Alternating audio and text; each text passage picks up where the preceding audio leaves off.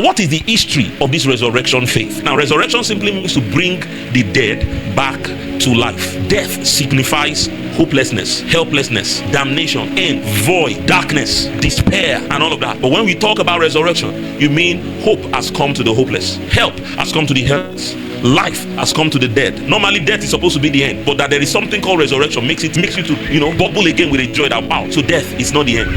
Life can come out again out of what died. Now, so that will make us have to go to the history of death. How did death come in? Romans chapter 5 verse 12. Wherefore as by one man sin entered into the world, and death by what?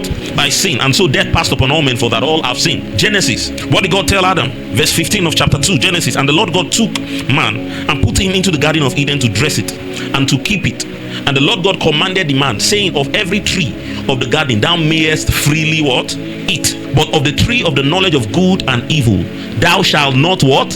Eat of it. For in the day that thou eatest thereof thou shalt surely die. This is how man brings death into the creation. As we read it in Romans 5, that by one man sin entered, and death by sin. And then that same thing that we're reading in Genesis here. And in Genesis chapter 3, God said in verse 15, and I will put enmity between thee and the woman. Here he was speaking to the serpent, and it shall bruise thy head. And just like he said, and the serpent shall bruise his heel. The serpent persecute him, and nailed his hand, nailed his leg, flogged his body, crucified him to die. But how did the seed of the woman bruise the head of the serpent? By what? The resurrection of Jesus from the dead. Confirmation, Bible confirmation. Hebrews 2:14, please. Say, for as much then as the children are partakers of flesh and blood, he also himself likewise took part of the same. Jesus took part of our humanity. He became a human being like us, flesh and blood, right? That through death, and he did that so that he will die. The Bible says that through death he might what? Does this look like what Genesis 3:15 just said? The seed of woman will what? Bruise the head of the serpent. How? He died, and through death he might destroy what? Him that had the power of death, that is what? The devil. So if he destroyed him that had the power of death, it's evident token that he did that when he rose from the dead. He broke the chains of death, and in doing that he destroyed the devil.